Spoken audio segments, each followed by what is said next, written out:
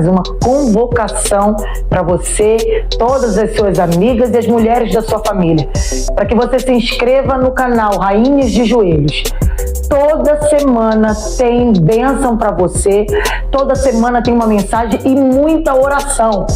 Não existe outra forma da gente seguir nessa caminhada com Jesus e colocar nossa família sobre a rocha edificada se não formos instruídas. Só podemos inspirar mulheres se formos inspiradas pelo Espírito Santo. Então, neste canal, eu garanto para você que você vai ter a mensagem específica para o teu coração. Se inscreva agora, assim como eu já fiz. Um beijo no teu coração, a gente se vê por aqui. Shalom!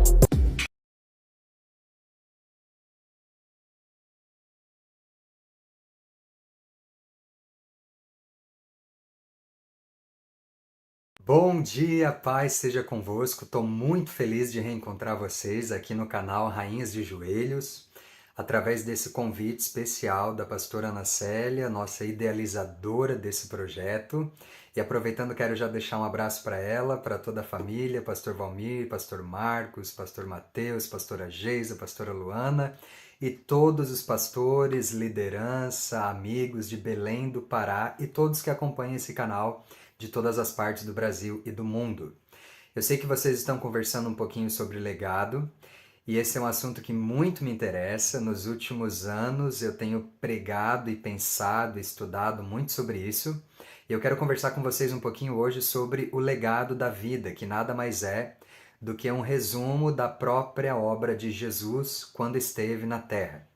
Jesus veio nos trazer o legado da vida. Isso é tão verdade que ele fez questão de nascer como homem, né? Nascer como ser humano, de uma mulher, mesmo sendo Deus, e depois morreu e ressuscitou, garantindo para nós uma vida abundante na terra e uma vida eterna no céu.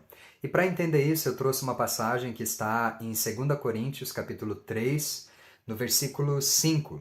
O apóstolo Paulo, ele começa falando por uma revelação do Espírito Santo mesmo, ele começa falando lá da obra de Moisés. E ele escreve o seguinte: não que sejamos capazes por nós de pensar alguma coisa, como de nós mesmos, mas a nossa capacidade vem de Deus. Ou seja, que ele já reconhece um legado de que o que ele estava fazendo, o que ele estava escrevendo, toda a obra evangelística, apostólica que ele estava fazendo, não era pela sua própria habilidade ou pela sua própria inteligência, mas que era uma ação de Deus através da vida dele. E aí no versículo 6 diz assim, ó: qual nos fez também capazes de ser ministros de um novo testamento, não da letra, mas do Espírito, porque a letra mata e o Espírito vivifica. Ou seja, o Antigo Testamento ele estava baseado na lei. E a lei, ela não salvava, ela não salva. A lei, pelo contrário, ela condenava. Se alguém não cumprisse a lei, morria, né? Pagava com a própria vida. A lei, na verdade, era um conjunto de regras, de orientações para que se entendesse a vontade de Deus.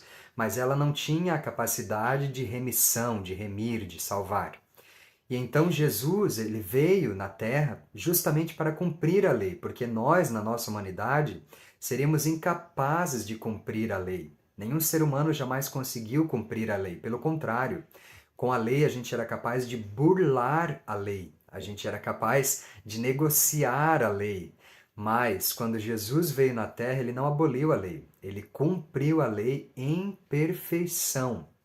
E aí o que acontece? Ele entregou para nós uma nova aliança. Por isso que está escrito que pela graça sois salvos. Porque Jesus cumpriu a lei e a partir disso nós não precisamos mais cumprir a lei ou ser condenados pela lei. Simplesmente nós precisamos crer que Jesus é o Filho de Deus. E aí Paulo, muito inspirado pelo Espírito Santo, ele escreve aqui o seguinte, olha, no versículo 7. Se o ministério da morte, gravado com letras em pedras, que foi aquelas tábuas que Moisés trouxe lá do Monte Sinai, né? Veio em glória, de maneira que os filhos de Israel não podiam fitar os olhos na face de Moisés, por causa da glória do seu rosto, a qual era transitória, como não será maior a glória, o ministério do Espírito? Quando Moisés desceu do monte com as tábuas, ele nem sabia, ele nem percebia, mas o seu rosto estava refletindo a glória de Deus numa espécie de luz, né? E o povo ficou assustado, Arão percebeu, e Moisés não sabia. E toda vez que Moisés descia do monte, aquela luz ia gradativamente se apagando, e aí ele cobria o rosto com um véu, para que o povo não visse aquela glória desaparecendo. E aí quando ele voltava a conversar com Deus, refletia novamente aquela luz no rosto de Moisés. O legado que nós recebemos de Jesus é um legado de iluminar o mundo, de resplandecer ao mundo a nova aliança. A aliança que não condena, mas a aliança que salva. Esse é o legado que Jesus deixou para nós na cruz.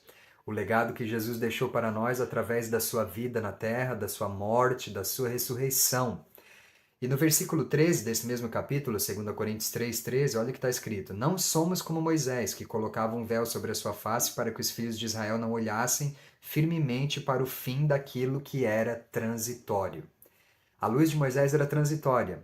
Ele descia do monte com o rosto brilhando, e aí, aos poucos, aquela luz ia apagando, ele tinha que voltar a falar com Deus para que o seu rosto ficasse resplandecente novamente.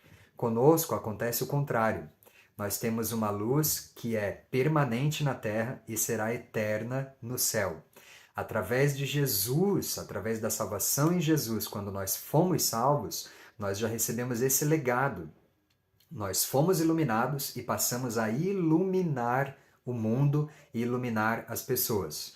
E aí tem um outro versículo que eu separei aqui, que é Mateus, capítulo 5, versículo 16. Assim resplandeça a vossa luz diante dos homens, para que vejam as vossas obras e glorifiquem ao Pai que está nos céus. E outra passagem, Jesus ainda diz que nós somos a luz do mundo, né? Então esse legado do Novo Testamento é o legado do Espírito, o legado da luz, o legado que vivifica, o legado que ilumina o ser humano através da obra redentora de Jesus na cruz. Mas Jesus ascendeu aos céus e deixou essa missão, esse legado para nós. Né? Foi o que ele disse: ide por todo mundo, pregar o evangelho, formando discípulos, batizando-os em nome do Pai, do Filho e do Espírito Santo. Então, o legado que nós temos é o legado da vida. Não é o legado da letra, não é o legado da morte, não é o legado que condena, mas é o legado que absolve, que salva o pecador. Então, sempre que você pensar em legado, não pense numa coisa pesada. Eu sei que tem gente que pensa, né? Nossa, eu tenho um legado nas costas, um legado dos meus antepassados. Não. O legado é um fardo suave, é um fardo formoso, prazeroso, né? Gostoso de pregar, de levar, de anunciar. E nós temos esse legado de salvar pessoas, de redimir pessoas. Então, que cada vez mais flua dos nossos lábios, flua nas nossas pregações, flua nas nossas conversas, flua no modo como nós olhamos as pessoas, como nós abordamos as pessoas, que flua um legado de vida, um legado que absolve, um legado que chama o pecador. E não que retrai, não que condena, não que mata, né, que termina de matar aquele que já está quase morrendo. Que a gente possa olhar para os pecadores e ter o mesmo sentimento que Jesus teve. Vinde a mim, todos que estão cansados. O nosso legado é legado de vida, não é de morte. Então eu espero que você se sinta motivado a ser um pregador da vida, a ser um anunciador da vida. Que toda vez que você abrir os seus lábios para pregar, para evangelizar, para conversar com alguém, que fluam do seu interior rios de águas vivas para matar a sede daqueles que estão morrendo por aí. Que Deus te abençoe, que você realmente possa cumprir esse legado e, através da tua vida, que outras pessoas sejam erguidas, levantadas, para dar continuidade até que as trombetas soem e que todos nós estejamos nos céus finalmente com Jesus. Um beijo, um abraço a todos, que Deus abençoe. Se você não é inscrito nesse canal, já se inscreva, porque toda sexta-feira sai vídeo novo aqui. Que Deus te abençoe.